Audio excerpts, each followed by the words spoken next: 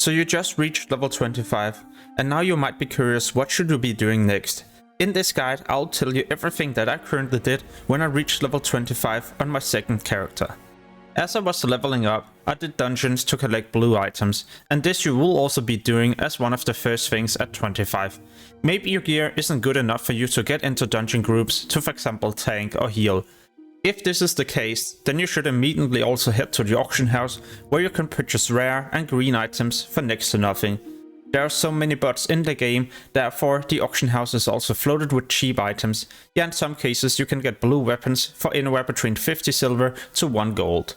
Else you could also be searching for 23 to 25 green items, as these are pretty much equal to what you will be getting if you purchase a blue weapon in between 15 to 20. Sometimes I also do this with some of the other gear slots, but I don't spend too much gold here, as I will also need this for other things later on in the guide. If it's not a possibility for you to purchase these items, then what you should be doing first is definitely to start questing, because at level 25 all quests will now grant you a lot more silver, yeah even gold when you complete these, compared to if you were for example below level 25. But beside questing, there's many different ways to make gold in the game. And I've just released a video a couple of days ago where I talk about all the different ways I make gold in Classic Season of Discovery Phase 1. You can find this video in the description or by checking out the channel. Alright, so at this point you should also be farming dungeons for green and blue items, and remember to also do the different dungeon quests, as you will be able to choose rewards from these. However, if you're still not getting invited into dungeons, or if you're not performing well, then what you should do next is to focus on getting your different class runes. These allow you to get new spells and abilities for your class. In the beginning, you had to discover where to collect these runes, but now there's a ton of different guides online, yeah even add-ons that also guide you to the locations and even tell you what you need to do.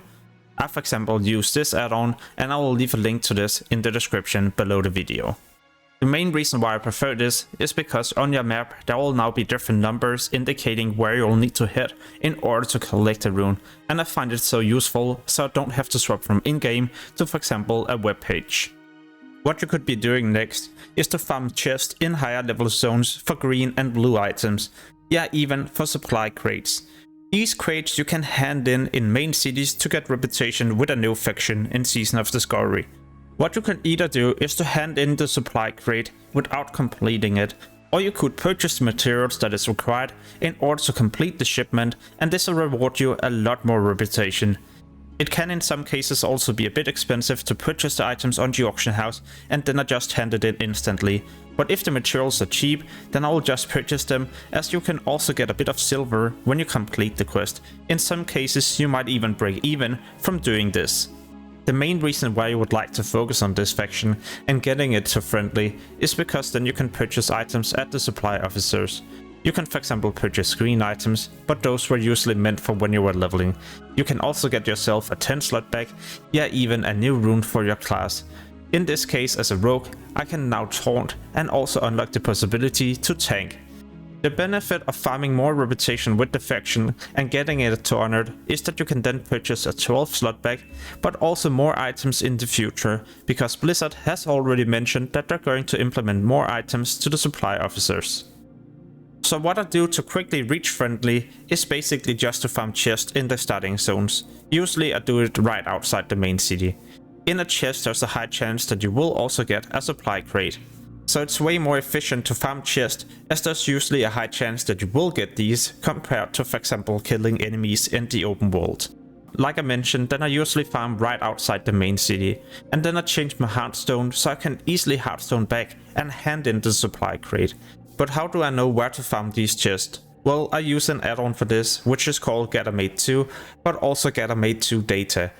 This allows me to import all the different spawn locations of the chest, and these will now be marked on my map. So it's easy for me to, for example, go to the locations where I can farm these as quickly as possible. In this case, it could be right in front of Orgrimmar, or maybe even behind Thunderbluff, if you're in that main city. As an Alliance player, I usually farm in front of Stormwind City, but you could also be running even further if there's a lot of competition. Then you will be running like this and hugging the mountain area until you get to Red Ridge, where you could then fly back to Stormwind City. Once you have collected most of your important runes, you are definitely also ready to do dungeons. Just remember to also do all the quests so you get more gold, as you will need this anytime soon in the guide. When you're dungeon farming, then you should only prioritize doing dungeons where you can also get equipment that will be an upgrade, so there's no need to do a dungeon if there for example doesn't drop any tank, healer gear or maybe even DPS items for your specific class. If you're still lacking weapons or maybe even a neck or a ring, then what you should try to prioritize doing is to head to Ashenvale. In this zone there once in a while will be a PvP battle going on, and here you'll get reputation with a faction that also is the same faction as you gain reputation with if you do the battleground Warzone Gulch. The main objective is to slay 3 mini-bosses, and once you have killed those, the final boss will also be unlocked. The main reason why you need to do this is because every time you're killing a mini-boss, you're also rewarded with 400 reputation. This is a lot compared to for example capturing a flag or winning a Warzone Gulch. It doesn't matter if you don't do the killing blow or if you die, the most important thing is just to make sure you do one single attack. The moment you have hit the enemy, you will also be given the reputation when it dies. In the zone there will also be some elites, and those you also gotta make sure you attack, as each of these will reward you between 5 and all the way up to 15 reputation. You can farm reputation in the zone all the way up to revert, and this is also the most important thing right now, as it allows you to purchase so many different rare items. For example, a level 25 dagger, a sword, a bow and a staff.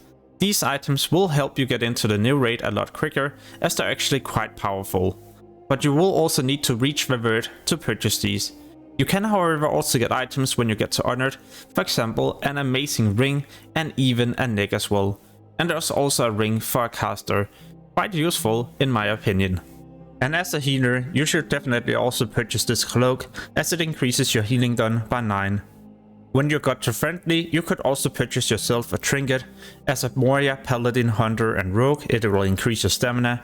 As a caster, it will provide you with spell penetration.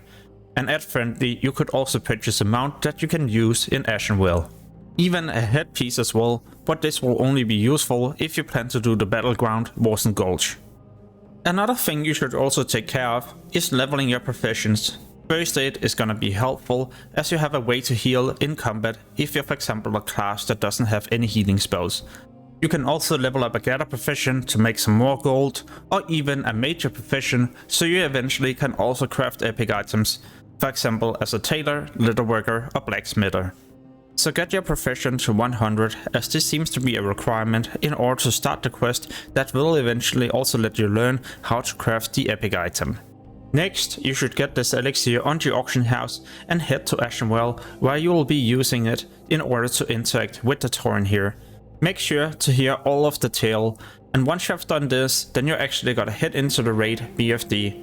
Maybe your gear isn't good enough for you to head into the raid and clear it, but what you could do instead is to find someone who has already cleared the raid and get them to invite you. Yeah, you will get saved, but the thing is that this also allows you to get into the raid and complete the quest. Else you could also try to find a group who plan to do the raid, and then you could gear up your character at the same time. Once you have killed the second boss or got to the room where the second boss also appears, then you can interact with this corpse. This will provide you with a green item that you will need to hand in Ratchet in the Barrens, but you also gotta provide some other materials that you can purchase on the auction house. Or disenchant items and hopefully get the materials. You also gotta provide 5 gold in order to complete the quest. But once you have done this task, then you also get a trinket that will be important for the next step. The next step once again takes place in BFD, but this time just before the second last boss in the raid. Here there will be some water, and you will need to dive down until you find a chest that contains an item. This item you will then need to use in another zone. Next up, get yourself to Hillspread Foothills, in fact to this location in the zone, as you'll need to go here and go through a cave. Then you will get to Ravenhold, but once you're here you still need to continue running. Go this way until you find a huge shiny object.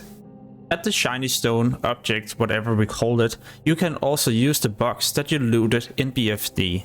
This will give you an epic material and the opportunity to speak to this NPC. At the final page you can then also learn how to craft the different epic items. Now you gotta be careful, as you only have 1 shard of the void, so before you craft anything, then also make sure you're crafting the right thing. Once you have done this, then you probably also have an item that will last all the way up to 40, or maybe even still be useful when you reach level 40 in phase 2. Another thing you should also prioritize doing is farming honor, or well, ranking up. You can get from rank 0 to 3 in 1 week, simply by farming a bit more than 11,000 honor. Or you can do it over 2 weeks, where you the first week farm around 500 honor and the following week 5,000. This allows you to farm a lot less honor, but it's also gonna take an additional week. So why should we prioritize ranking up? Well, first off, then you will get discounts at different vendors. Another thing is because you will be able to purchase an amazing level 25 cloak that provides 4 to all stats. Another reason is because in phase 2 they might even introduce new items we can also purchase, else I know for sure that there will be some items you can purchase, and you will also get discount on your level 40 mount.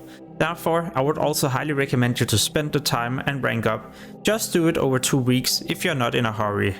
The quickest way to rank up is to do battlegrounds, especially if you can do this as a pre-made, as your win rate will be way higher and you will also grant a higher amount of honor that way. Else you could also do something else, go to the open world and look for bots. These also reward a good amount of honor. If you have followed all the different steps in this guide, then you're definitely also ready enough to head into BFD and hopefully also clear the raid and get some amazing loot. Soon I'll be working on more videos, for example a preparation video for phase 2, more investment videos and gold making.